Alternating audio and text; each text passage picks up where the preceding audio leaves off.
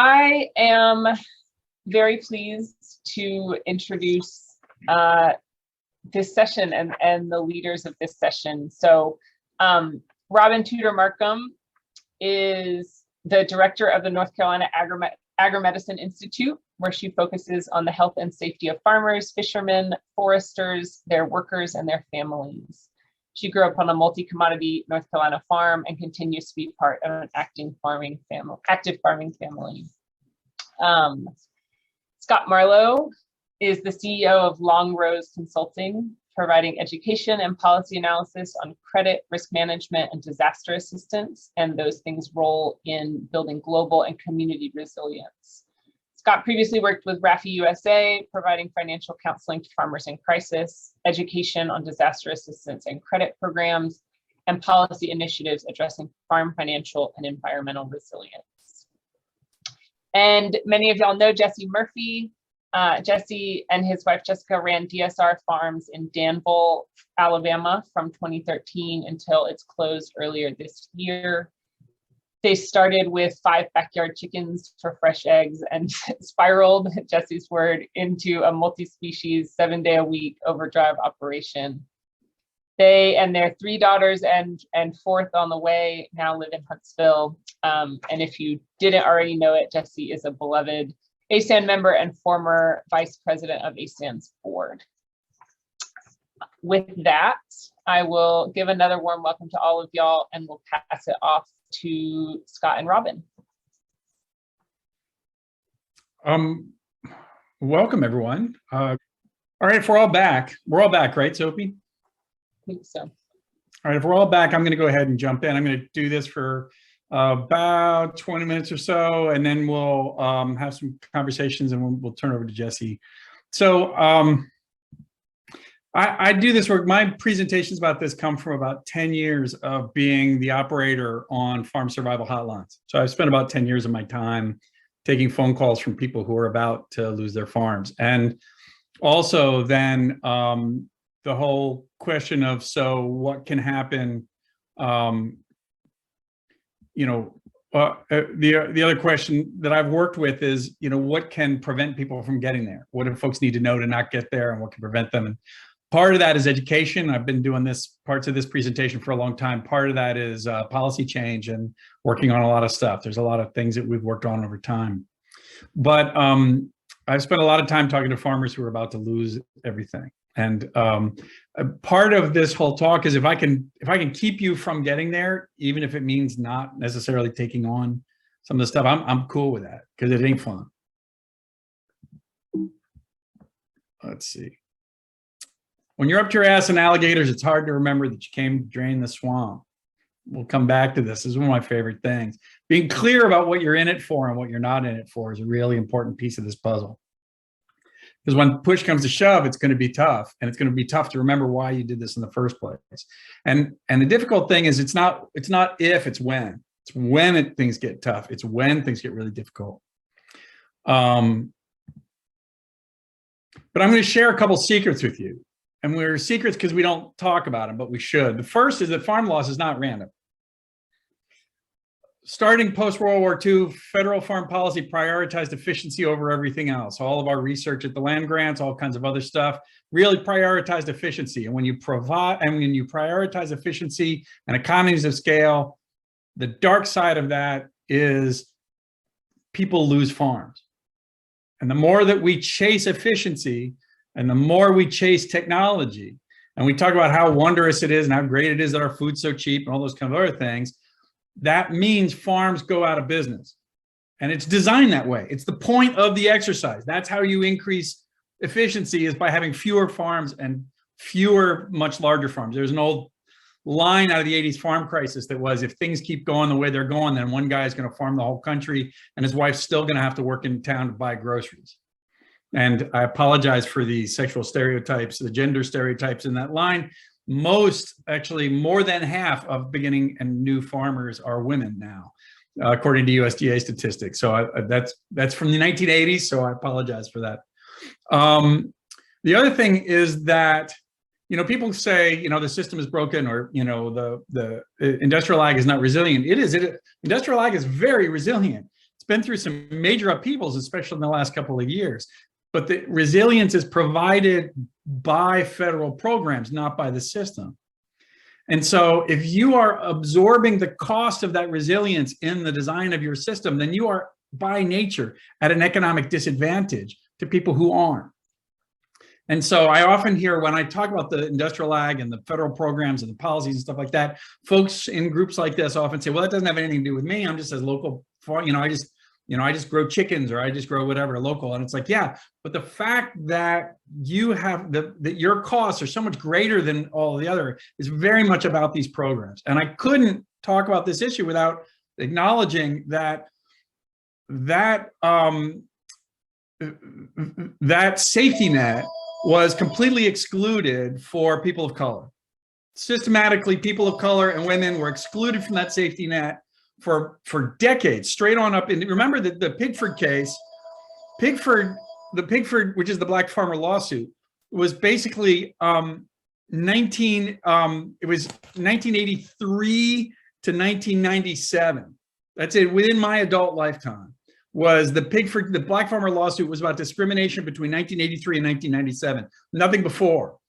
And so that has huge, when we can talk about what we need to do now about those things, but the fact that history of discrimination, that history of exclusion and its effects on the structure of agriculture and who gets to farm what is undeniable, and we can't argue about it.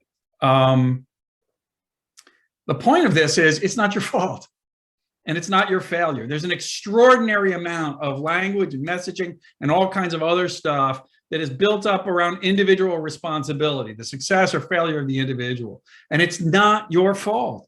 Yes, within the bell curve that is farm success or loss, within that curve, individuals have some impact on where they land within that curve. But the overall history of farm loss over the last 40 years, and the extent to which that's driven, it is not that individual responsibility as a sole determinant is a myth. It's a myth. It just is. Secret number 2 is we know how this goes. Like, this is not a mystery. We know how this goes. We know, and so going into it, there are some things that we can say about weathering farm crisis and farm loss. And the first is that the interface between the farm and the household is really critical. Relationships are critical. Your relationships within your family, your relationships outside the family, both preparing for not going through this, when you're going through this, and afterwards. Relationships and connection are absolutely critical. There are certain choices that are critical, like good health insurance, like access, being able to take action on non-viable enterprises, being able to understand, your farm income, things like that. But planning and goal setting as a family are critical. How will you know when it's time to take action? How do you know when it's time to get out? And Jesse's going to talk about that a little bit more. But here's the main point: even when your choices are perfect, even when you make the perfect choices, there are much greater forces than you have control over. And we're going to talk about some of those, but there are much greater forces than you have control over that are often determinative of that issue. And those greater forces are much greater for people of color, women, and others who don't fit the mold. And that's just true. So every farm has a whole series of levels of financial analysis. You get the return on each crop, you have the return on each market.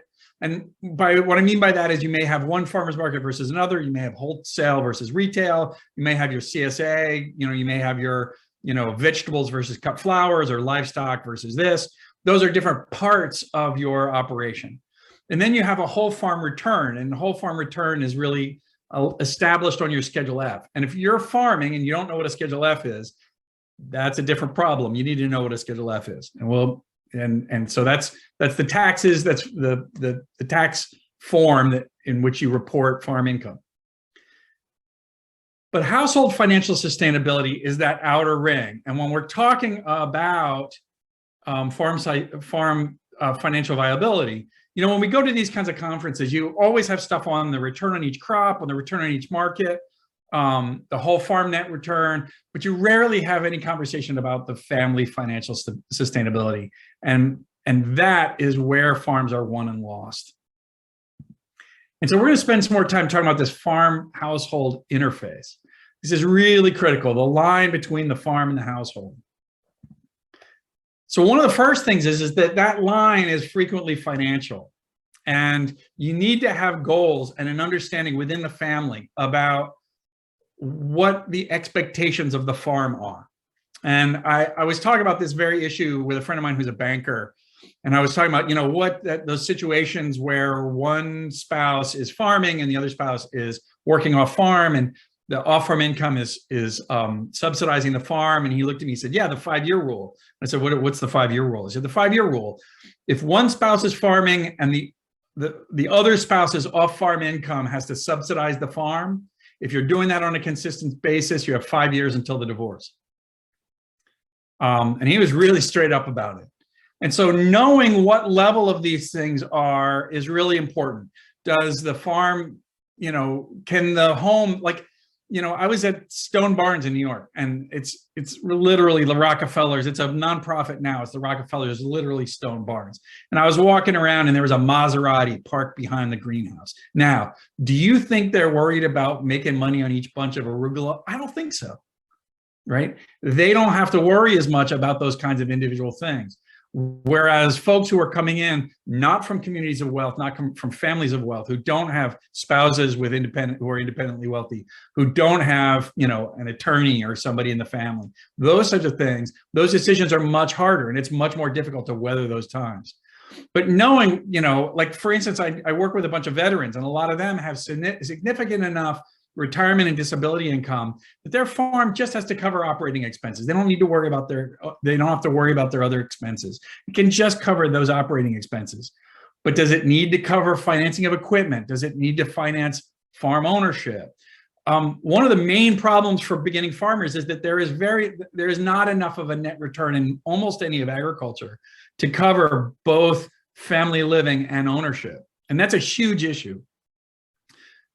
Does the farm have to be able to build reserves to deal with unanticipated costs? If you don't have crop insurance, if you don't have access to federal disaster programs, if you don't have this, and we'll talk about this more later, but if you don't have that backup, then you got to do it within the system. Does the farm have to be able to provide for household living expenses? How much are you dependent on the farm for your household? Some folks have off-farm work, off-farm jobs. Or does your farm business have to increase your family's wealth over time, retirement income? Also, does somebody have to stay home with the kids? I know a whole series of direct market farmers who are the senior people in our field, Alex and Betsy Hitt, Kane, Kathy Jones. None of them have kids. They don't have kids. And that makes a huge impact on the farm and the labor that's available for the farm. Or a lot of us are in that squeeze thing where you're still dealing with caring for kids, and you have to deal with parents or another, all of these household things are really critical. So I'm going to assume that you have a going concern. The going concern means you can grow it and you can sell it for more than it costs you to grow. You can identify and respond proactively to changes in the marketplace or your capacity, and you understand cyclical and non-cyclical change. And if you don't understand cyclical and non-cyclical change, you're in luck, because I'm about to go over it. Cyclical change is like the seasons, things that come and go. They come and go back. Price cycles, prices go up, prices go down. Fads or trends. This is hot, now this is hot. It goes back and forth.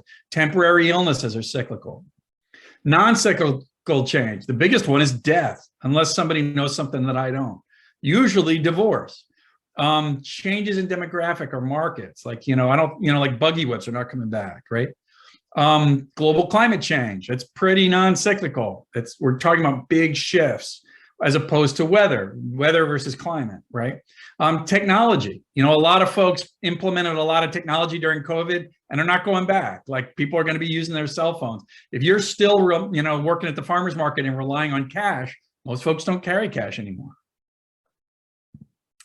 So the difference is those two are maybe similar, but they're very different in how we deal with them. With cyclical change, you can buy time, right? So you buy time by mining equity, delaying non-critical payments or expenses, debt restructuring, diversifying your income. But the question is, how deep is the trough and where are you in the cycle? But with non-cyclical change, buying time is bad. Buying time means you're just in worse and worse shape. So you've got to have a different market. You have to have a different product or value proposition. You have to have a different income stream, or you have to have an exit strategy. And the faster you recognize that non-cyclical change and take action, the better off you're going to be over time. So assuming that you have that going concern, why do farms fail? Well, it's the predictable but unexpected Ds. Disability or disease, disaster, death, disagreements, and divorce. That's it.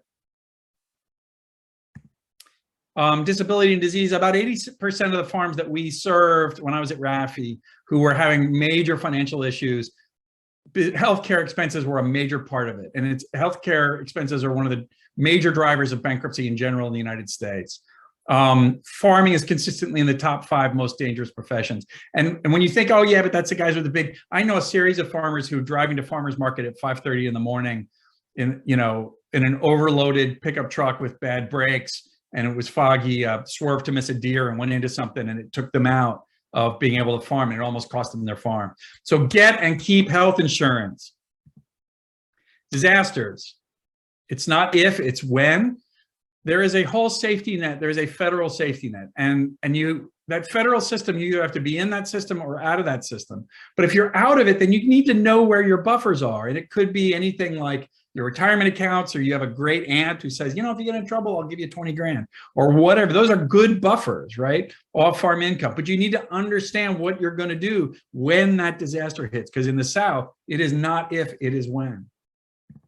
Death and disagreements. So death and disagreements is when all those really, and I know a lot of people who have gone to the Southern Sod Conference or other conferences, and they met somebody and they said, hey, I'll supply the land, you supply the labor. They, did an agreement on the back of an envelope. It's called sharecropping. We know how that ends up, right?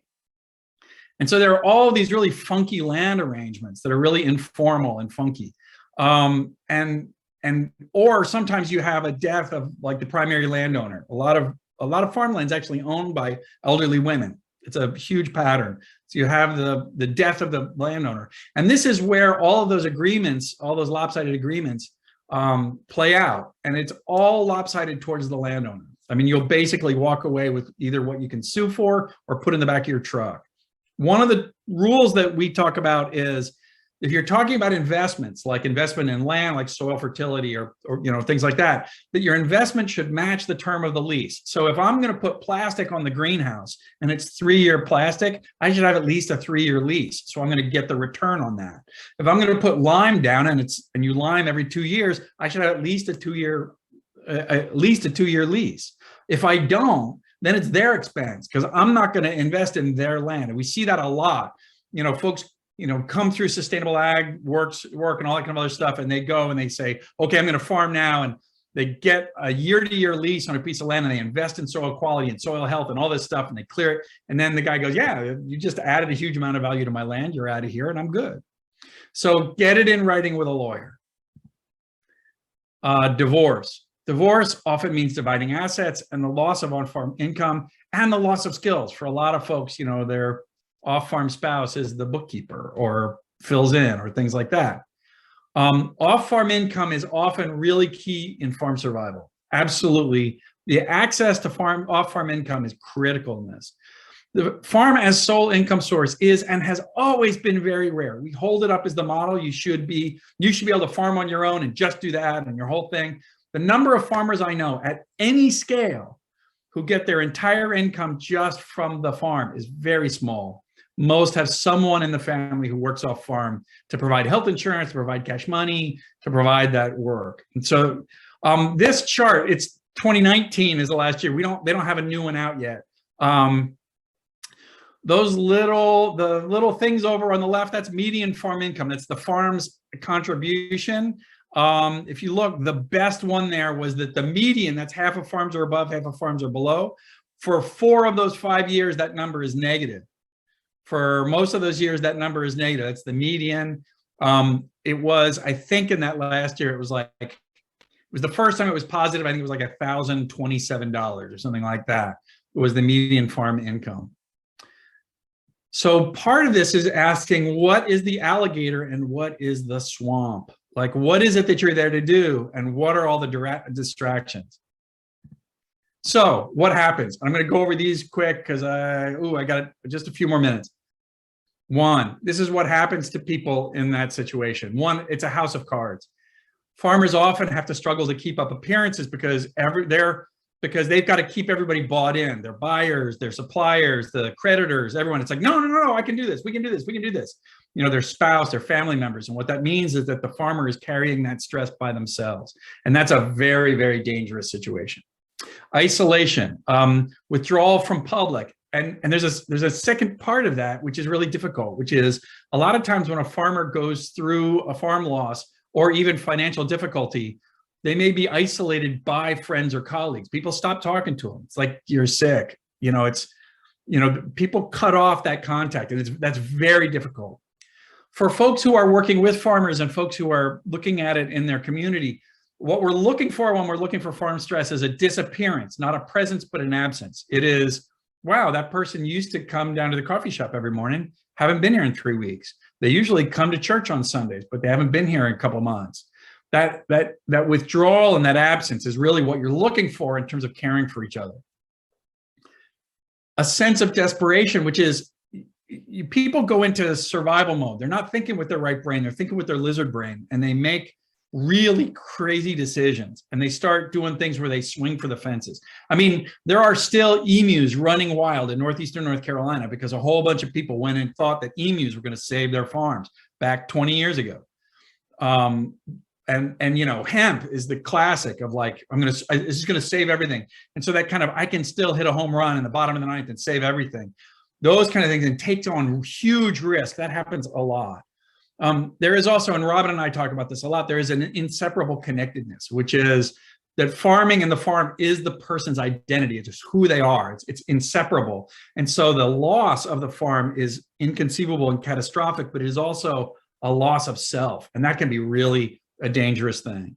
The other thing, and this can be really dangerous too, is a sense of betrayal. And this is especially true for folks who are not treated well by service organizations, by USDA, by cooperative extension, by others, people who they turn to for help and expect help from, who may either not help or may push them over the edge. And that happens too. And sometimes rural communities, you know, people don't talk about this, and everybody has this great image of it, but rural communities can be very cutthroat. And when folks are struggling to survive, they often do really mean things to each other. So there can be a huge sense of betrayal by people within their community, whether that community is their local community or other organizations. And I was at a meeting where a farmer came up to a group of us, and we were the organizers of this meeting. It was like a person from NRCS and a person from Extension and an agronomist. And the farmer, we were having this meeting, the farmer at a farm, and the farmer came up and said, you know, I just need y'all to know that probably by next year I'm going to be gone. And like, you know, my son wants to come back, and I think the best thing I can do is to sell this place so we didn't have to worry about it, which is just heartbreaking. And he walked away, and one of the people there turned to the other and said, damn, I guess next year we're going to have to find someplace else to have our field day. And I wanted to hit him. Like you know, and that kind of moving on, let's move on to the next one. Crunch all you want, we'll make more is one of those dynamics. And so when you're in trouble, move away from risk. Do what you know you can make money at. And look at it like a banker. How much can you afford to lose? And here are the other takeaways. Having those markers are key. How do you know when it's time to change direction? How do you know when it's time to quit? And those markers are financial, those are production markers, but they're more importantly family markers. What does your family want? Relationships are key, before, during, and after, but be clear about what is important to you and protect it. If you are not clear about the things that are important to you, you will lose them. And so you have to be very clear about that. And health insurance, health insurance, health insurance. So I'm going to stop there and stop sharing my screen. And I see that there's stuff in the chat.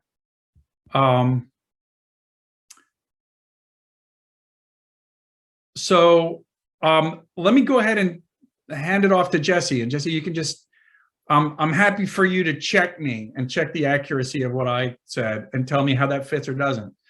But go ahead and let us know what's your story. Thanks, Scott. So my wife is sitting here just off camera, and I promised her that I would not ask her to speak because she doesn't like that. But that's something that we kind of agreed on as you were going through the slides, that all of that was pretty true. And we didn't do most of that. And most of those things that we didn't do, or that we didn't do fast enough, are reasons that we didn't survive.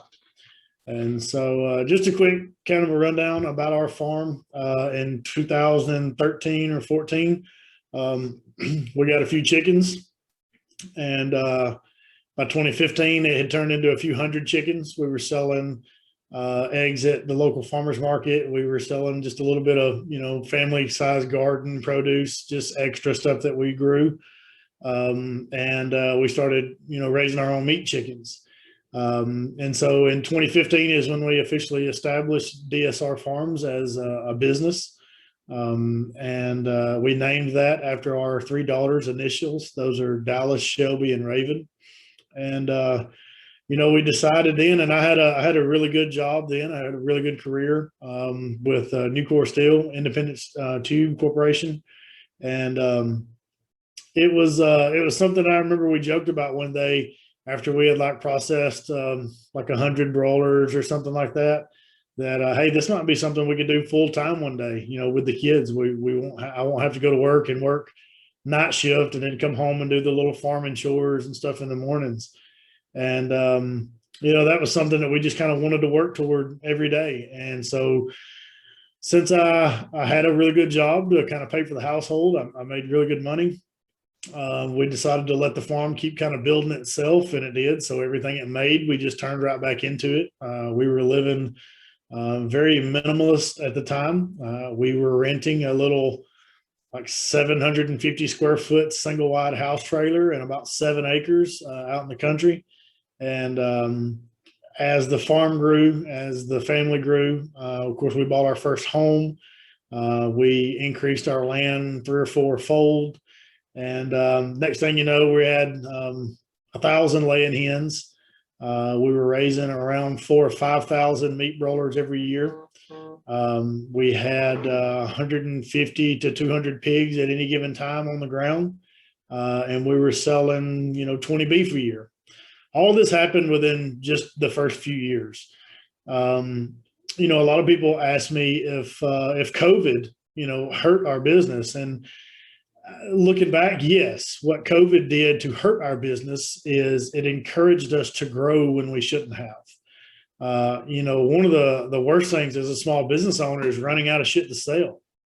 When the shelves are clear, you're like, what the hell? I got to have something to sell. What I should have done was, take the money and go on vacation. And when we get production back, when we get something to sell, we'll pick up there. And what we did was we spent all of our money on increasing production to try to meet the demand. And that was how COVID negatively affected our business. We doubled in sales every year pre-COVID. So each year we went from 200 chickens to 400 chickens. We would go from raising 500 chickens for meat to 1,000 chickens for meat, and we did that naturally. And that was just because our business was getting bigger and bigger. And with COVID, we did about three times. So in 2020, we did almost 3 times the amount of production and sales that we did in 2019. And it took all of our operating cash to expand in order to do that. We didn't just, come up with an extra 30% worth of stuff to sell. We had to invest in those animals in order to produce that product. And so there's the first big trigger that kind of hurt us. And then what happened was everything kind of went back to normal. When COVID started slacking off in early 21, we didn't grow too much from 20 to 21 because we were trying to be conscious of that. And production kind of stayed the same basically, but we still had to make some big investments for 21. It was time for a new laying flock. We were looking at new equipment and stuff like that we were going to have. And when things kind of plateaued at that point, we had roughly a $1,000 a day feed bill. And so when the cash flow didn't make the $1,000 a day mark for the first time, we were in the hole. And then the second time and the third time, and before you know it, we were 2 or 3 weeks straight without meeting that cash flow demand of our daily feed bill. And essentially we just ran out of money. You know, we had $5,000 or $10,000 at any given time from farmers markets and stuff like that. And we spent that plus, you know, we bought feed on credit essentially. And we still owe the feed mill. I owe them about $25,000 right now. They've been really, really understanding that I have no way, no intentions of being able to pay them until we sell our house. Luckily, when we kind of threw in the towel, we did so before we did anything crazy like borrow money against our house or anything like that. And so, you know, that's something I touched on earlier. That was the hardest part about the whole process, was just finally saying, okay, this is it. We're done. You know, if we do recover from this, we won't make it through the winter. I could go get some job in town, you know, doing what I do, which is industrial maintenance, and make $30 an hour and get us through the winter. But next spring, we're going to be in the same situation. And so we just decided that if I was going to have to go back into the workplace, that I was going to do it full time and that we weren't going to suffer anymore. And so when we were honest with ourselves about the finances and the amount of money that we desired to have the type of lifestyle we wanted, the farm wasn't cutting it. And in fact, it was going backwards. And so, you know, that was the hard part. And then we had to commit to selling everything, getting rid of things. And we had, you know, some wonderful customers that helped us get rid of most of our inventory. The day we decided to quit farming, the day we announced that we were quitting, that our farm had essentially failed, we were sitting on roughly $120,000 worth of inventory in our freezers. And that, I mean, that sounds like a lot, but if you're going to sell $300,000 a year worth of product, you've got to keep a pretty good inventory. And that inventory flipped over multiple times a year. You know, we were taking 20 pigs at a time to our processor. We were taking 700-800 chickens at a time. We were gathering 1,500 eggs every day. So the inventory and stuff like that was part of what I explained about feeling trapped and feeling like I didn't have anywhere to turn and that I couldn't stop even if I wanted to. And it's mentally, it was extremely difficult. It was one of the worst things that I've ever had to go through. There were times where I didn't feel like I was going to make it, just because it was just a very trapped feeling. But fast forward now 6-7 months later, I've got a pretty good career. I was able to get a job really quickly. Luckily, you know, the industry, all industries are looking for the types of people with the skill sets that I have. And so I was able to get a really good high paying job. And that could kind of keep our head above water until we could get to where we could touch again. And that's got us to where we are now. And so we're 7 months, I guess, after we announced. We have moved to another town. I've started a career. We listed our home on Friday and have been showing it. And so basically once that sells, we're completely cut back and started a new life.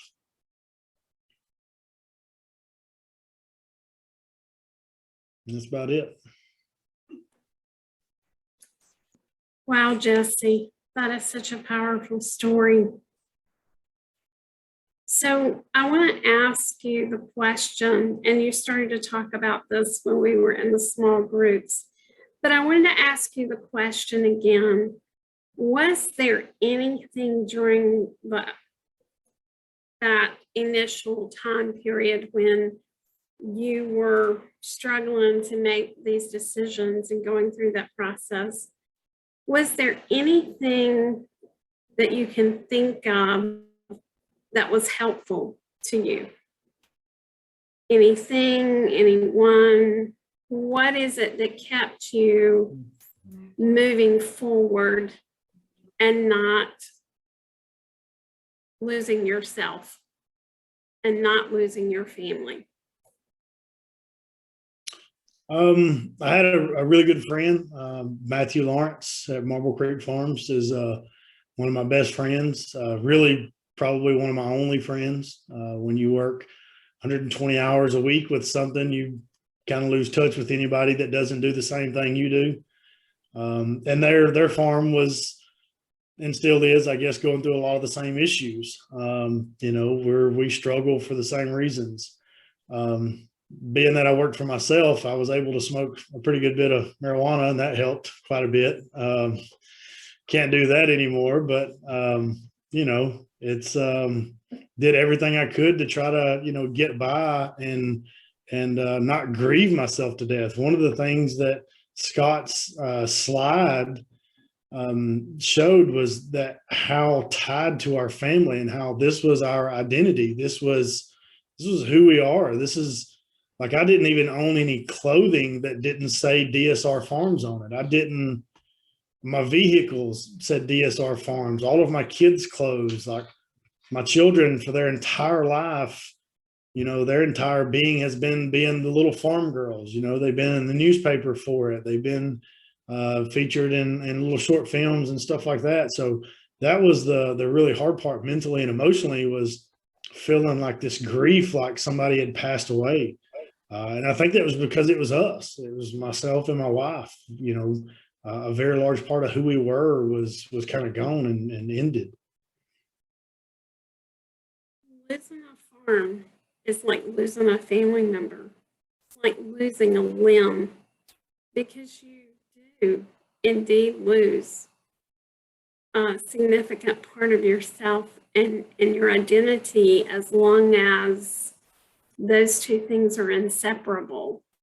And being able to make that break and realize, and I'll talk about this some more, but realizing that you have an identity, you have skills, you have value apart from the farm. So that grief is very, very real, Jesse. Absolutely. It really is. I mean, that's why I referenced the medication. I mean, it's a serious, people kill themselves over this every day. This is something that, people are not able to cope with. This is something that some people decide is not worth going through. And so it is. It's a very serious, emotional thing to go through, for sure. Robin, before we move on, one thing that I want to, because a lot of the folks who are on this group or in this group work for organizations, and ASAN or one of the other organizations. And with the stuff that Jesse's talking about, one of the things that I have seen over and over and over again is an organization that will hold up farmers and profit from them, use them as examples, have them do workshops, hold them up. There'll be all that kind of other stuff. And as soon as they go out, or as soon as they get into trouble and have to restructure, they're gone. It's as though they're dead. And we see this all over the place. And so often, unfortunately, and I had a farmer who said to me that they had that his family had gone to church every Sunday and had always tithed and had always given a hog every year for the church picnic and all that kind of other stuff. And when they got into trouble, not a single person from the church reached out to them, not a single one. And he said, I will never set foot in that church again. And when people go through disasters or they go through these kinds of financial situations, if you are with them, they will never forget it. And if you are not with them, they will never forget it. And so I just wanted to address the sort of organizational thing before we went on into more of the interpersonal. And Robin, go ahead. I just want to throw that out. No, I really appreciate you saying that, Scott, because we see that every day. And I'm going to tell you, and Scott will tell you, it is not easy to walk this road alongside a farmer and a farm family that has gone through what Jesse's gone through. If you have compassion, it is going to affect you in a way that I cannot begin to explain, but you will never regret having done it. Scott and I have a very good friend who transitioned away from his farm within the past, I guess it's been 2 years now, Scott. I've lost track of time with COVID, but every day if that went by, if Scott in particular, if Scott would send me a message and say, I need to talk to you, my first thought was, is Scott going to tell me something that I don't want to hear about our friend? Is he and the greenhouse was always the place where this farmer went to collect his thoughts. And he would say, whenever he called me, whenever he was in distress, he would say, I'm in the greenhouse checking the tomatoes.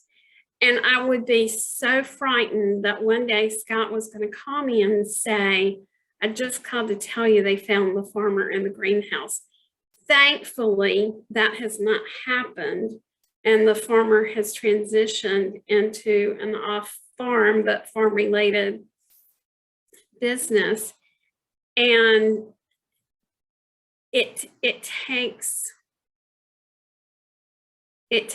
courage, it takes compassion, but it is absolutely the right thing to do. And one of the things we're currently looking at here in North Carolina that will be part of our new Farm and Ranch Stress Assistance Network is how we build care circles and help farms who are in crisis triage.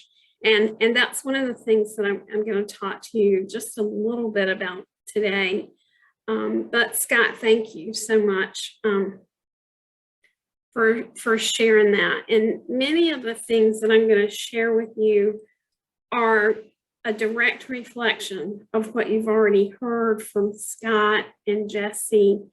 And for those of you who were on our session earlier this year, you're going to hear some repetition, but I think it's important for you to hear these things again and really, if you haven't already, think about starting with you, starting with your circle, your organization. What can you do to make a difference? So I'll say this now instead of later. Alabama, like North Carolina and other states, has received $500,000 to stand up the Farm and Ranch Stress Assistance Network in Alabama, and that money is directly from USDA. I did reach out to the folks at Auburn and the Department of Agriculture, and I don't know if any of them have joined us today, but I did ask them where they are in that process, and they are at the very beginning. And so they need to hear from folks like Jesse and Kristen, the things that you were sharing with us earlier. They need to hear what you have experienced or experienced, what you need as they are setting up that network.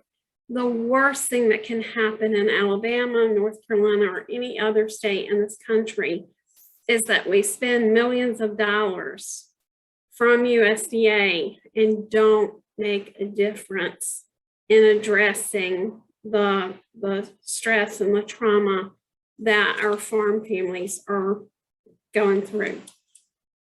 So with that, I'm going to share my screen and we're going to get moving along. And I'm so glad that Scott went first because it gave me an opportunity to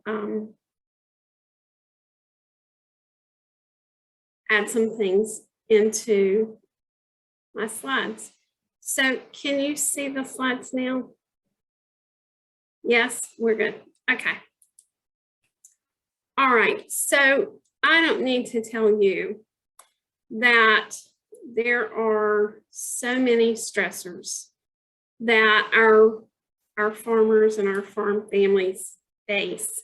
And if there was just one, if it was just the weather, if it was just the market, if it was just commodity of scale, like Jesse talked about, that would be one thing.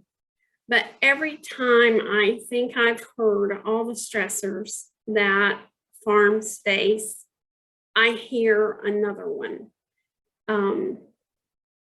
One of the ones I heard last year, right as COVID was wreaking havoc on some of our farms, was that developers who were not from our county and where I live, or planning people, had decided that the prime farmland, that it would make the best development. And so they had raised the tax valuations to a point that the farmers can no longer afford to keep the land. But if I were to ask you, out of all the list of things here, which things do you see here that have the greatest detriment for farms? Any takers? Well, Scott talked about this. He talked about that 5-year rule. When there are family relationship problems, that's going to take you down. And it's the source of greatest stress, because when those relationships deteriorate, the communication stops and the Grand Canyon enters in. And when a farm is in, I mean, it takes everybody leaning in to keep farm operations going anyway. But when a farm is going down, it's a time that communication is the most important. And one of the things that I added on the resource list is a book that was actually written in the farm crisis of the 80s. And it's called Honey, I Shrunk the Farm. And the lessons in that book are really about honest, open communication. So maintaining those relationships, and that's why Jesse and your wife listening, I'm so happy that you put your family first. You won't regret it. So we have to think about what all that stress is doing to us. And many times what happens is you think you have a physical symptom, but it's not a physical symptom at all. It's a stress symptom that's presenting as a physical symptom. So I had a very good friend and a young farm woman that I was with at a meeting, and she started having chest pain. She couldn't breathe. Her palms were sweaty. She had all the symptoms of having a heart attack. We went to the emergency. They ran all the tests. There was nothing wrong with her cardiac system. She was having so much anxiety and panic that she couldn't breathe. So if you find yourself having these physical symptoms, and even if you've been to the doctor and they say there's nothing wrong with you, yes, there is something wrong with you. And it's the stress and the anxiety coming out. And so what Scott says about, maintaining your health is so important, but also maintaining your mental health and your emotional well-being is equally important. And insurance, absolutely. And not just catastrophic insurance, but insurance for preventive care. And if for some reason you really cannot afford insurance, you know, go look at the ACA, the Affordable Care Act, see what's on the marketplace. And one of the resources that I posted for you at the end is a list of the community health centers and free clinics in Alabama. So they see people on a sliding fee scale, but absolutely take care of your health. Whoops. One of the things we know too is when our farm incidents, they're not accidents, they're farm incidents because they're preventable. When are those things most likely to happen? When you're in a hurry, when you're stressed, when you're tired. Whenever I talk to farmers who live to tell the tale about having a serious farm incident, maybe they've lost an arm, maybe they've lost both arms. I have one farmer that lost an arm and a leg. And what they tell me is the same exact story. All I have to do is close my eyes and I can't tell who's telling me the story, but it goes like this. I had to get that last round of hay in. I had to get that last acre of beans planted. I had to get the row crops picked before the hurricane came. And I was by myself and I was in a hurry and I knew my wife was waiting supper for me, but I just had to get this done. The next thing is they were caught in a situation that they can't get out of by themselves. And when someone finally realizes that they're missing and is able to get them out, it's a question of life or death. And when their wife walks into the emergency room, the story is, I'm so sorry. And now they're living with a lifetime disability because that stress and that fatigue led them into that situation. So one of the things I always tell my farm folks is, aren't you the smartest person you know? When that voice pops up on your shoulder that you need to stop, that maybe you're doing something you shouldn't do, open your ears and listen.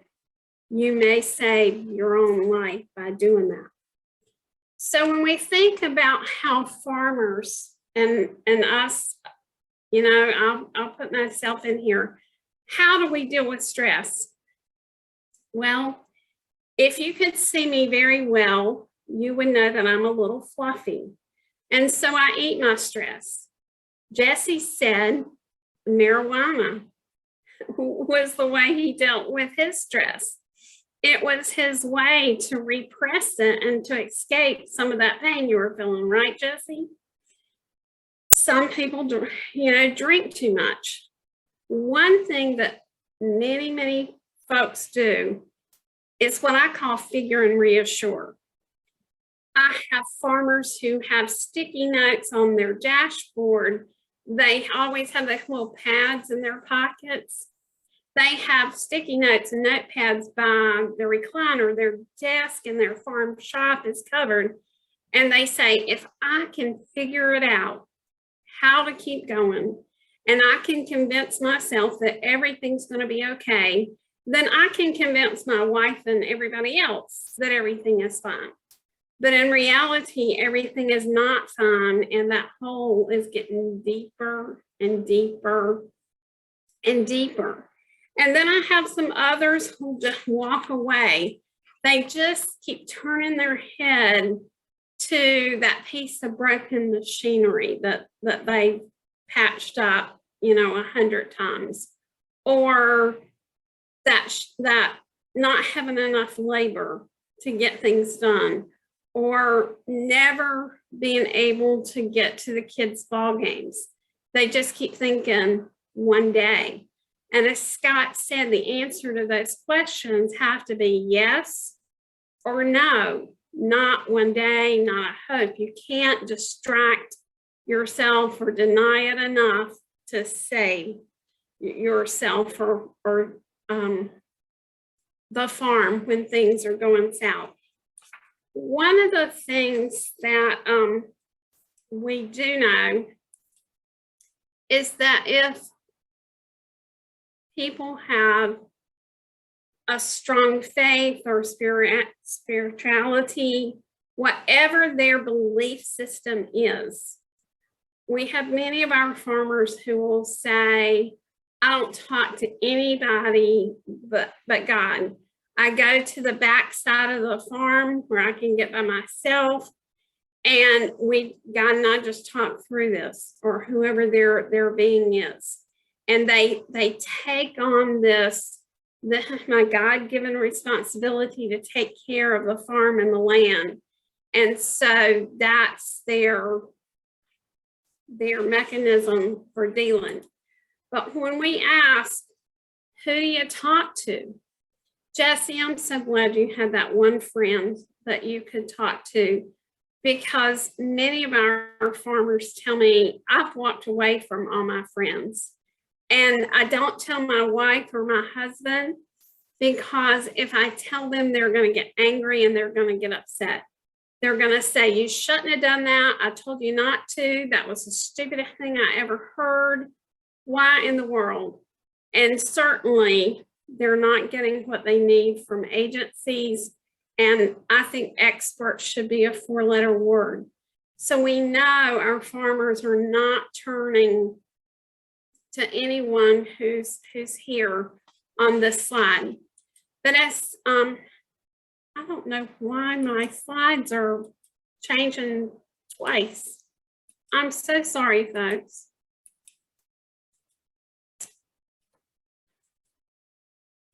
It's not letting me go back. So sorry. But what we know is that as Scott and I are doing more and more work, that our farmers are starting to tell us who they do want to talk to.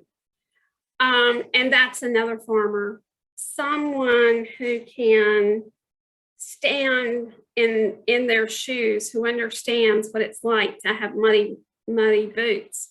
And so one of the things that we are trying to really encourage, both through the work that Scott and Rafi are doing and through our Farmer to Farmer program here in North Carolina, is to really build that farmer to farmer network. And we have a friend who has a network of probably over 300 or 400 veteran farmers.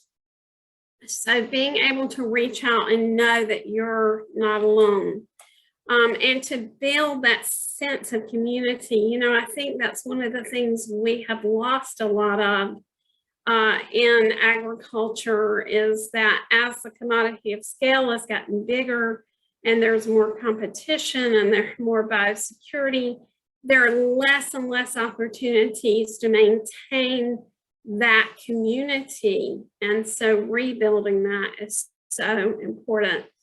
And, you know, I just applaud Jesse for his courage and his willingness to share today, because if we can learn from one another about how folks have navigated farm challenges or what they're hoping to do, and having multiple voices when there's systematic change that needs to happen.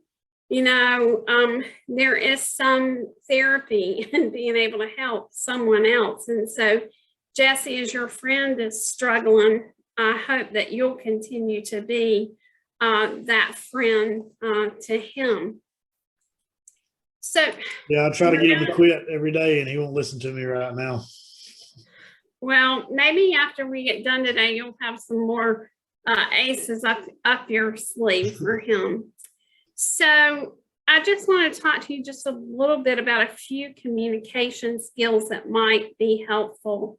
and thinking this is the one place that the answer is not yes or no, because what you really want is for them to talk to you about what's going on. So if you know this picture, normally this picture says you've been farming long, but we need to change that to tell me more about your farm. Tell me what's going on with you. And so we're going to talk about some active listening, some storytelling, some emotional support, and some problem solving. So I love this picture. This is actually my son and my stepson. And I caught them in this deep conversation, two farmers talking about farming. The most important thing is when you're talking to someone else, you don't have to be the expert or have any training. You just need to be able to give a safe space for sharing emotions and be sincerely interested. What are they really telling you? And as we'll talk more about, trying not to let your own feelings and opinions take over the conversation. And it's not always what they're telling you. Sometimes it's just how they appear to you. I'm going to tell you a little bit more about my son in just a few minutes, that I watched him go from this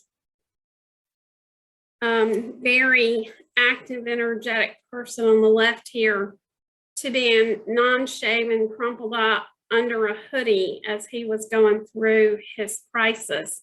So sometimes it's just what their physical appearance is telling you that's the most important.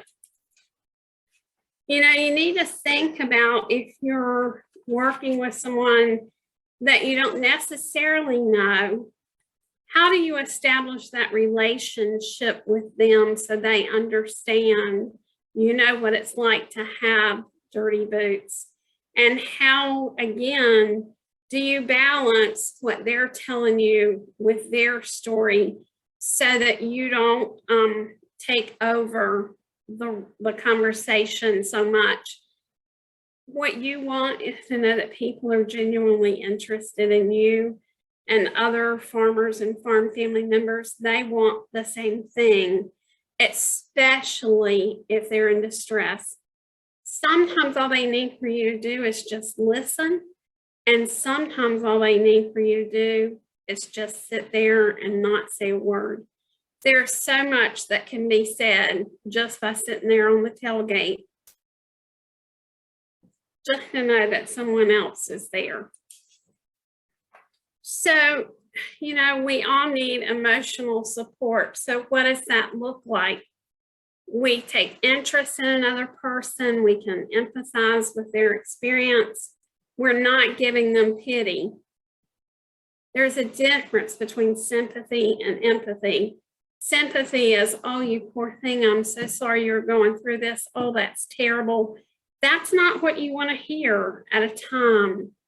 You want to know that someone truly understands, that you recognize things are changing for the good or for the bad.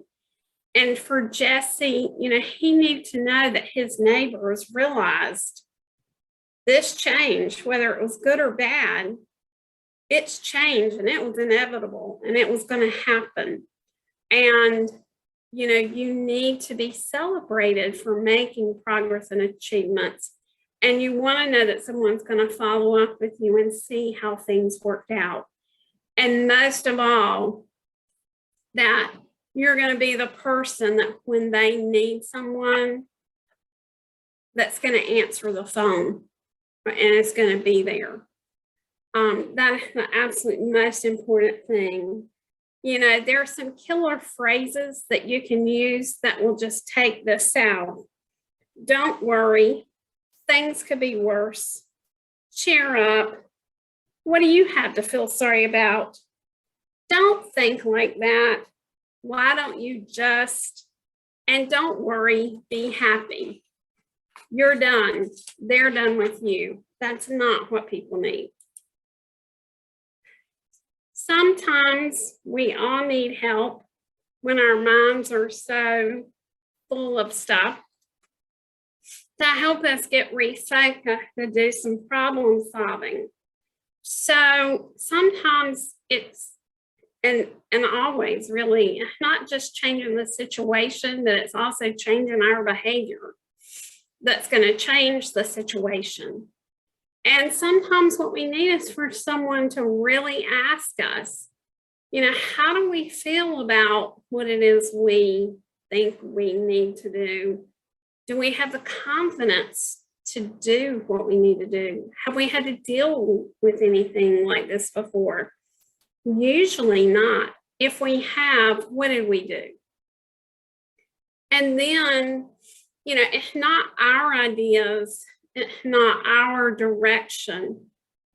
What Jesse and his wife needed was to really be able to think through how they were going to handle their situation. What was it going to take? What were the good things about what they had to do, and what were the negative things? And what help did you need from someone else? And what were the pitfalls you need to look out for so you didn't dig yourself in a different deep hole? You don't want to go from one really bad situation to another. So helping people to explore options and make their own decisions. All that said and done, if you're going to help someone else, you have got to take care of yourself. It's like being on the airplane. What do they always say? Put your oxygen mask on before you help someone else. And this is definitely a time that self-care is so important. You know, I give this example a lot. It's not unusual to find farmers or farm family members, or even ourselves when we're in a difficult time in our lives, in a grain bin. And we're standing at the center of the grain bin, the auger's on, the grain is feeding out underneath our feet, but we're not paying attention to that.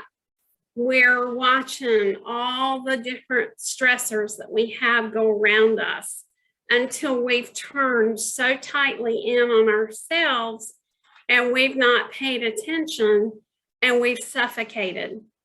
So I'm not going to ask Jesse how close to suffocation he came, but I think we have an idea. And, you know, one of the things that's very important is that if you're going to go in the grain bin of life, you have to have a lifeline. Just like if you go in a grain bin, you need someone there who knows you're in there, and you need a lifeline to be able to keep from going under. One thing that I encourage people to do is just to stop and take a few minutes and try to clear their mind. We're not going to go through mindfulness right now, but if you're not familiar with mindfulness, look it up. Just a few minutes of being still to clear your mind and your thoughts can help you a lot. It's hard to make good decisions when your head feels like a dirty fish tank or a snow globe that's been shaken up or a jar of rocks. You have to be able to focus to make good decisions. I'll send this PowerPoint out to Alice, and you guys are free to share this. This is probably one of my favorite things that I share with people, are just simple ways that you can take just a few minutes out of every day, either to do something positive for yourself or to communicate with your family and to take care of your physical health, like Scott said, and if needed, to get help from a counselor or a therapist. So think about it this way. When you're stressed, you're depressed, you're anxious, whatever it may be, we just tend to say, okay, I just need to get myself together. I shouldn't be acting like this. I don't want anybody to know. I can fool them long enough to make them think that I'm all right, whatever. But if you have a headache, you go to the neurologist. If you have a toothache, you go to the dentist. If you have a backache, you go to the chiropractor or the orthopedist. If you're not well in your body and your spirit, then you need some counseling or some therapy, because remember how that's going to affect you physically. Staying connected and communicating is so important to everything we do. And the most important message I have is communication is not weakness. It's okay to say that you need some help. And more importantly, if you draw out all the good out of your bank, then you're not going to have anything left. You know, it's like having a tractor with no diesel fuel, a farm implement with no power takeoff shaft. You have to have good things in your emotions and in your emotional well-being. So if it's taken 30 minutes to take a cane pole and take the kid to the pond to catch the fish, keeping something in reserve good can go a long way when we're facing hard times. So I just need to do a time check real quick. So I'll move through this pretty quickly. But Jesse, I heard you say time came that you had to be realistic. And I thought that was the most wise thing. So that's what happened to my son and his wife, that they were both working off-farm jobs. They had a hog operation. They were running that hog operation out of their pockets. And he never had any time with the children. And he ended up in deep depression and big financial problems. And one day I went and he said to me, "Sit down, I got to tell you something." Now, this is after he had told me twice when I'm driving down the road at 75 miles an hour, times like this will make you do things you wouldn't think about doing. And what I knew was that when they financed this hog operation, the lenders made he and April both take out $2 million worth of life insurance on themselves. So if something happened to him and he can make it look like an accident, then he knew that April and the children would be better off. And so there were many, many days when I thought, okay, is he going to get hurt working up the sawmill? What's he going to do, you know? But that day when I went and he told me to sit down, he said, when you go home tonight, you go on the internet and you read the story that North Carolina Farm Families has done about us. We've decided we're selling the hog operation, and we've taken a beating from our neighbors, from the business people, from April's family. Everybody thinks we're crazy, that we shouldn't be doing this. And when I read the article, this is what they said. We decided to put our family before our pride. Family before pride. That farm can go away, but your family, that's what's going to get you through. If you haven't alienated them and stopped talking to them.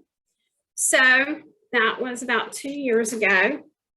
And this is them about a month or so ago.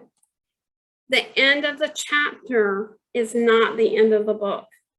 So you may have to make that hard decision to separate your identity from the farm, but you're ending a chapter, your life can continue. There's a big difference between the looks on those faces that you couldn't see because you were seeing their back and these happy guys. It's just, The inseparable connectedness is very real, and it's something that we have to change. I just found this last week, and this came up on my Facebook feed. If you rearrange the letters in depression, you'll get I pressed on. Your current situation is not your final destination. You decide if you're going to keep digging yourself down that hole in that farm because you aren't answering those questions Scott put up, yes or no.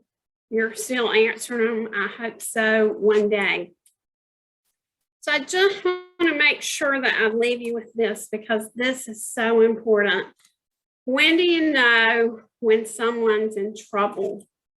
And Scott talked about this. It's not necessarily the presence of something, but the absence of something. The immaculate farm starts to look like a train wreck.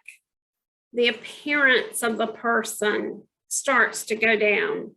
They're not shaven. They're always in their dirty clothes. They haven't had a haircut. They just look like they got ran over by a Mack truck. They've increased their life insurance. They're not showing up at the local barbecue or whatever events that they were part of. And there's a change in routine. They're not showing up at the corner store for the morning biscuit. The truck stays parked in the same place all the time. There's just something out of the ordinary there. And then you may need to listen a little closer.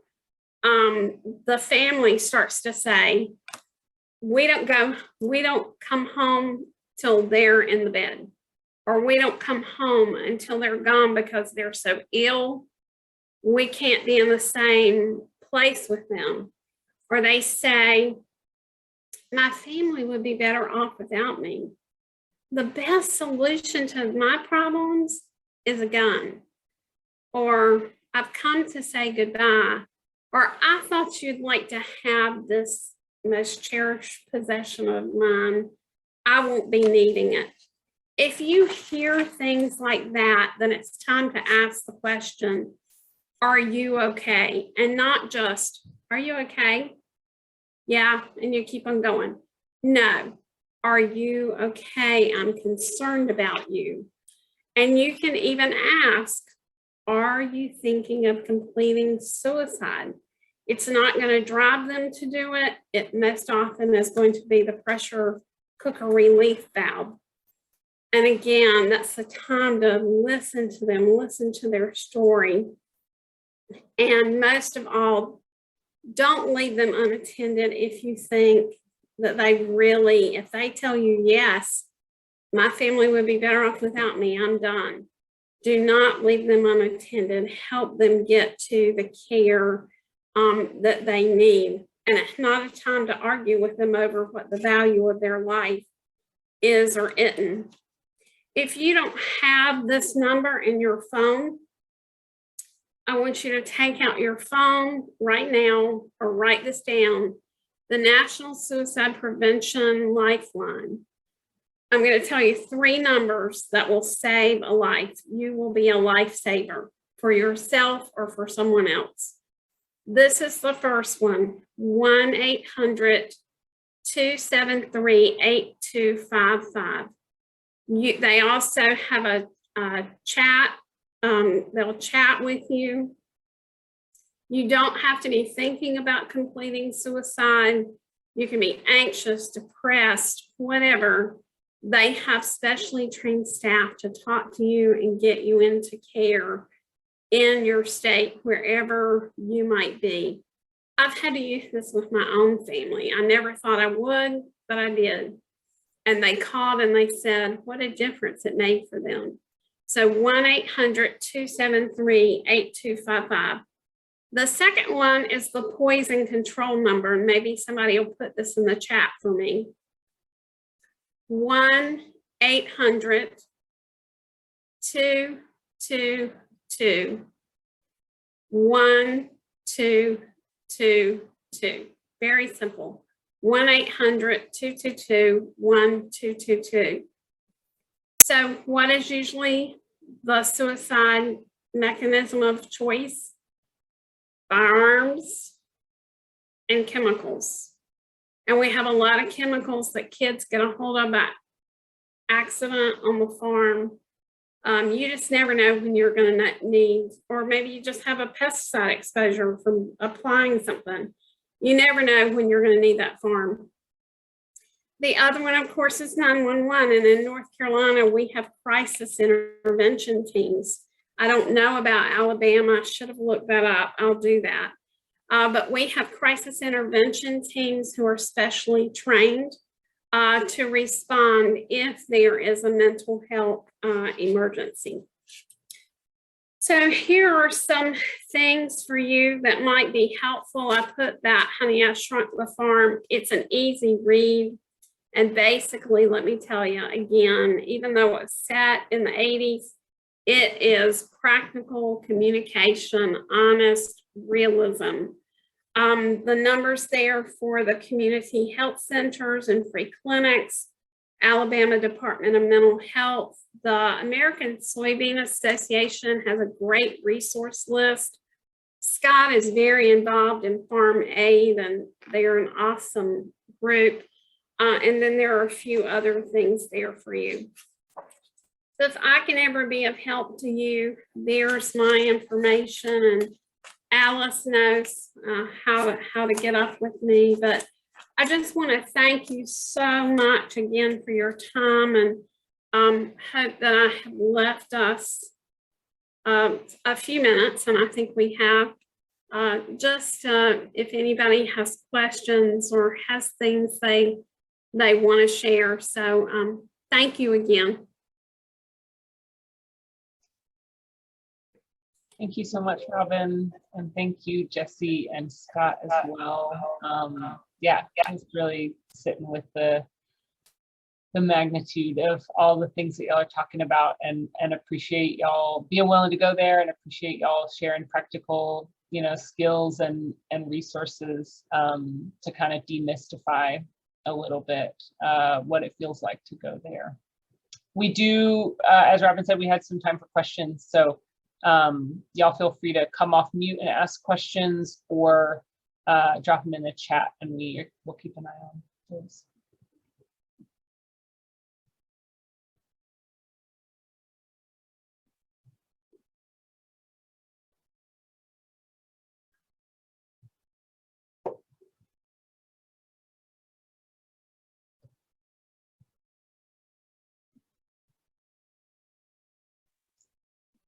Maybe I'll lead off with one. I know a number of times in there, and Scott, I think this especially had to do with your presentation, sort of talking about, the farm and household interface, and like sort of family goal, the family unit. And I guess I'm just interested to hear kind of how do the factors change? How does the landscape change? How does the risk change when you're talking about like co-ops, or different kind of like collective approaches to farming?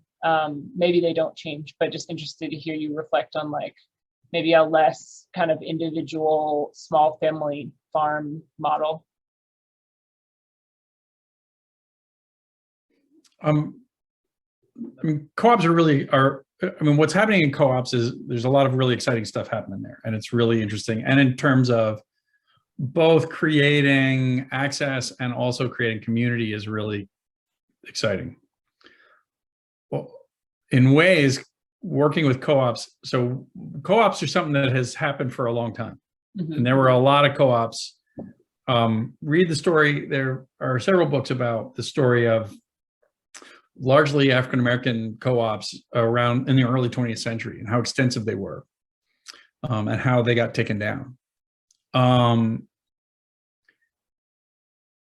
There are, and it's like you said, it's a double-edged sword in terms of some of the issues that we're talking about, which is, on the one hand, it can be another source of support and diversification and resilience, and I'll lift you up when you need it, and you lift me up when I need it, and those kind of things. On the other hand, if we don't, I do a different talk that's about how to set goals. Like what's the conversation you have to have?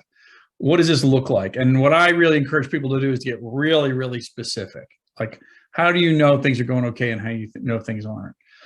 And when you enter into a cooperative and or a group that makes that goal setting group bigger, because what we see all the time, especially within a family or within the group that is running the operation, is if you don't have clear things that you can point to that you established before there was money on the table, before things got hot, if you don't have a set of things like that, then in the moment it becomes the force of someone's personality or the force of will, or the, no, we're going to do this, and it also gets wrapped up in someone's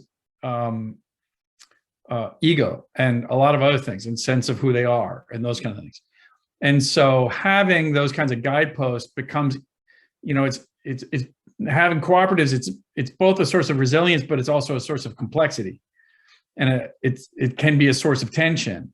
And so it reinforces that need to have clarity around, what are we in this for? What are our guidelines? When do we know that this is not going well? When do we know that this is not right? When do we know that it's time to get out? I had some friends, and Alice, I think you know them. I had some friends of mine I used to work with, and they started farming in Western North Carolina. And one of the things that they did was they took some money when they started their farm. They took some retirement money and they put it in a retirement account. And they said, if we have to draw on this money to farm, we will only draw on it to get out. That's our line in the sand. We know that if we have to draw on that money in order to stay farming, then that's our signpost. We will only draw on that money in order to facilitate, like Jesse's talked about, getting out. And I wanted to throw in one other thing, which is we talked earlier about the impacts of racism and discrimination and that historical impact. Part of what that means, and Robin and I are both involved in a research project that's really looking at how these things play out very differently in different communities, and they do. And the language around them is very different. For instance, while suicide is a major issue in white farm communities, it's really not in black farm communities. It's in black farm communities, it's much more, it's not because, and there are a lot of reasons for that, but in black farm communities, it plays out much more heavily in terms of not the acute stress of individual farm loss, but the chronic stress of trying to farm in an antagonistic, what is essentially an antagonistic environment. And so farm stress tends to play out much more for farmers of color in terms of long-term health impacts, diabetes, heart conditions, stress, all of those physical things that you carry from ongoing stress. It tends to be less of the acute moment. The other thing is, out of all of that research, one of the biggest things that we're hearing is the importance of storytelling, is the importance of people hearing. And so Jesse, what you're doing today is so critically important, because when you look at it, farmers are not necessarily going to read a cooperative extension publication on, I was looking at one that was like, if you're having a hard time paying your bills, you may be experiencing financial stress.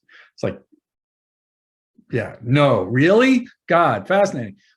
But the opportunity to hear people's stories of having been through it and coming out the other side, of having been through it and survived it, knowing that like Robin said, the end of the chapter is not the end of the book.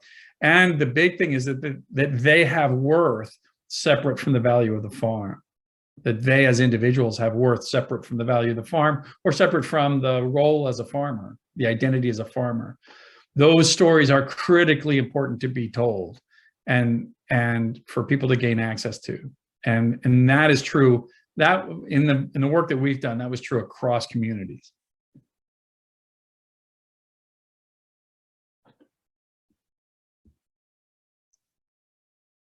Thanks so much, Scott. Yeah, that's a really important, teasing apart of the way some of these things show up differently, and the way some of the struggles, both impact people differently and come from different places. I appreciate that. Alice, I can't tell you how many times I've been at conferences, and not this one, but I've been at conferences where the farmer that they were holding up as either a featured farmer who was teaching a series of workshops or as farmer of the year or any number of other things, I knew that literally that week was going to be in my office. And if you're in my office, it's not a good thing, usually. But and it is really difficult. That's really difficult. These conversations about real viability and survival stuff, we don't have them, and we need to have them, and it's not fair.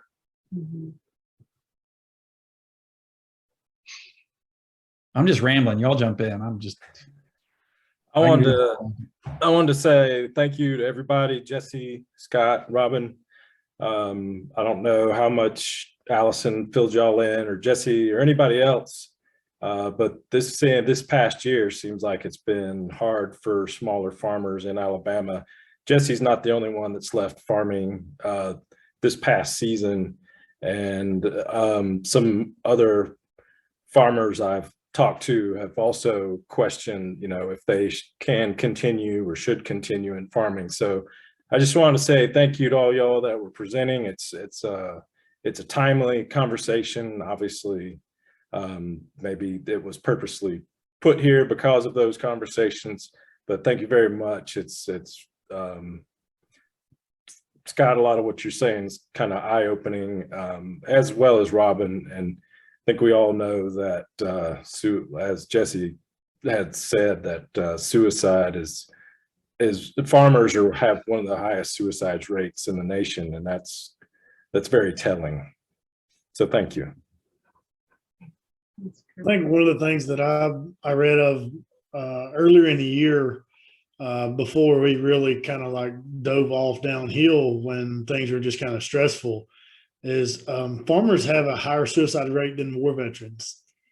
And so like you hear so much stuff. There's tens of millions of dollars worth of TV commercials during sports games and stuff like that about how, we lose upwards of 20 or 22, I think is the number of military veterans that we lose each day. Whereas, farmers on some days peak that quite a bit, especially in the dairy industry. That's one of the industries that gets so tied in where there's just like no escape. And that's something that I remember talking to different customers and to different groups about how, that was something you never hear about, was how the farmers' rate of suicide was much higher than other occupations.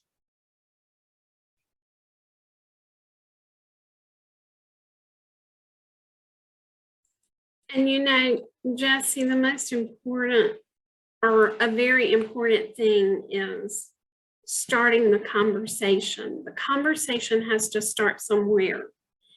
And there's such a stigma associated, and there's so much pride.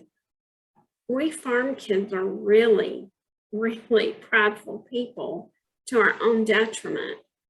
And being able to have these conversations and to be aware, and so we try to do awareness sessions like this that encourage people also to pursue mental health first aid training, or QPR, or assist training, or Talk Saves Lives.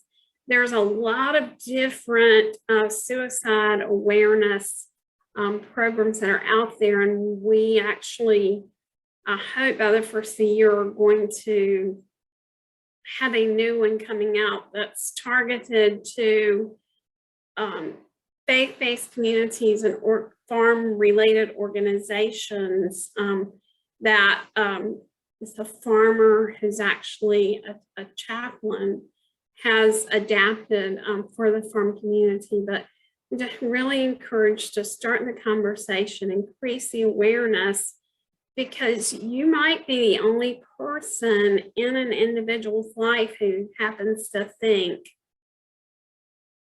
they didn't show up today. They didn't call. They didn't, whatever. You may be the only person who's paying attention.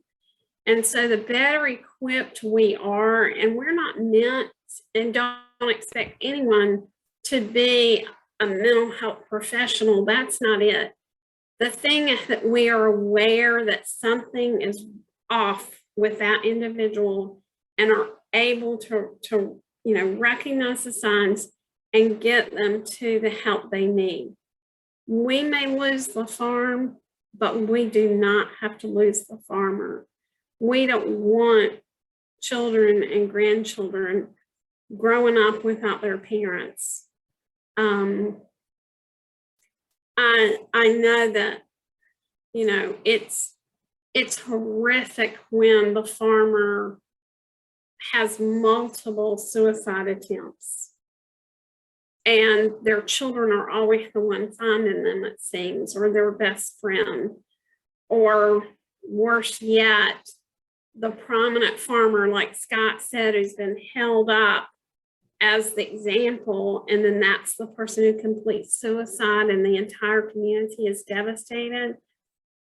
We can lose the farm, but we should not be losing our farmers. And Robin, I want to be really clear that the suicide issue is real and it's a big deal. But there are a lot of folks who go through really bad stuff short of that. The research out of the 1980s farm crisis, and I want to come back to this. This is not a mystery. We know this. This is not like, oh gosh, we never thought of this. We have known this stuff for 40 years. Farm crisis and farm financial crisis and the potential of farm loss results in significant increases in rates of divorce, substance abuse. It's either going to go in which case it's substance abuse, self-medication, depression, or other things, or it's going to go out, in which it's domestic violence. It is other forms of violence. It is acting out. It can be extremism and radicalization. We know that it has just the stress has huge impact on children. Kids, school performance goes down, a whole series of things. So we know this. This is not news. This is research-based. And so it is critically important that we talk about suicide and that we have those numbers and we have that stuff in our phones. And I advocate for anybody who's going to work with farmers over time, you need to have those numbers in your phone and you need to be ready to have that conversation, because you're going to run across somebody and you should be ready to do that. Short of that, the question that Robin said, which is, are you okay? Wait a second. Are you okay? That answer may not be suicidal, but it may be no. And there may be a whole set of stuff. And so being comfortable and aware enough to be open to that conversation, to be able to hear what is being said. Because a lot of times we don't want to hear it because it threatens our own sense of safety, our own sense of future, our own sense of identity. It's like, oh shit, if he goes down, maybe I'll go down. This is bad. I don't want to talk about this. Oh, look over there. There's a beginning farmer. Let me go deal with them, right? Or we need to be able to deal with the range of things and the really rough stuff that can come out in terms of sense of betrayal, the sense of anger, sense of loss, sometimes crazy thinking, sometimes radicalization. There's a whole set of things. And if someone is not there to help turn that in a good direction, I can assure you that somebody's going to be there to turn it in a bad direction. And we're seeing a damn lot of that right now, that someone is going to be there to turn it the wrong way. And so someone has to be there to turn it in a direction of love, of care, of support, of connectedness, and all those kinds of things. Because I can assure you that there are a whole bunch of groups right now who are targeting specifically farmers in crisis and turning them in a bad direction. I know it, and it's true.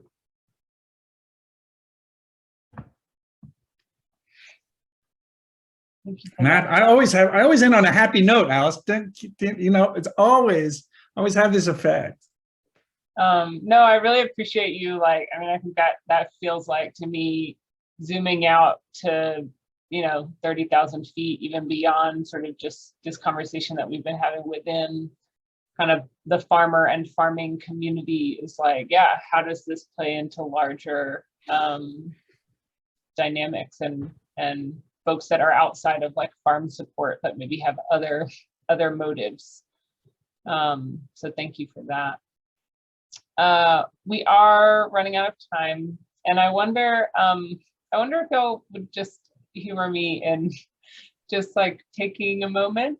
You know, this has been rich and deep and heavy and also just like really critically important. And I want to thank y'all for showing up for it, for continuing to show up for it, and also like sort of put a challenge to all of us to like continue showing, you know, continue like holding ourselves in that discomfort and not like closing the window and going out, you know, going about our day, but like hold space for this, and continue to hold space for it and like find ways to kind of integrate this into our work and our lives. So yeah, maybe if you guys would humor me and just like close your eyes if you want, go off video if you want, and just we're gonna like take a few deep breaths and then come back and close.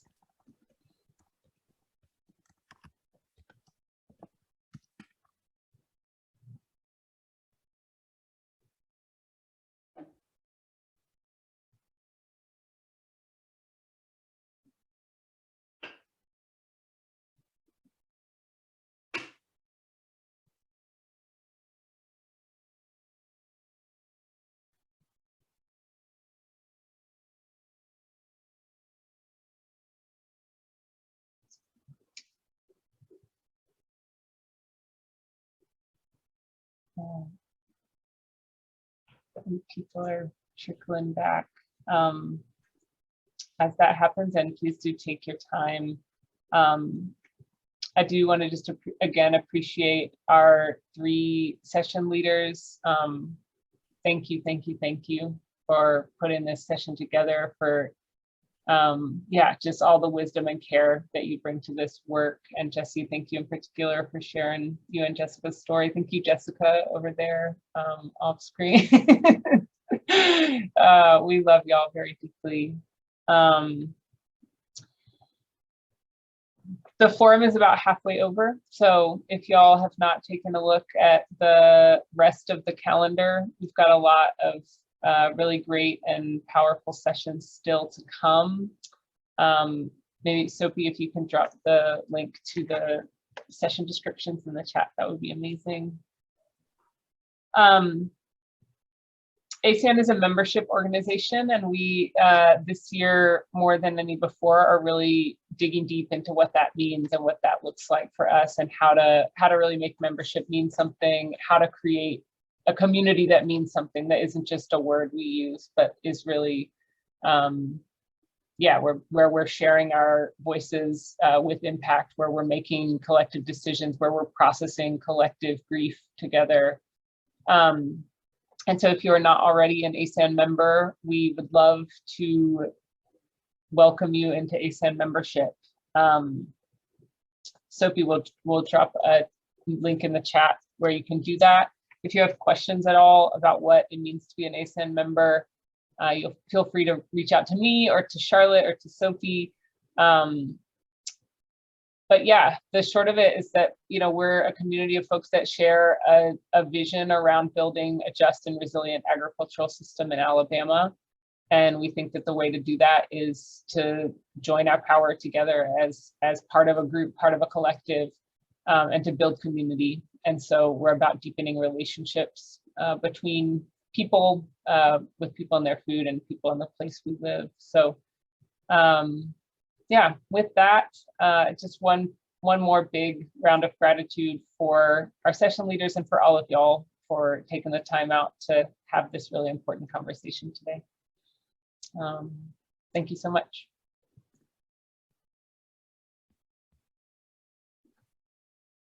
Thank you. Thank you so much, y'all.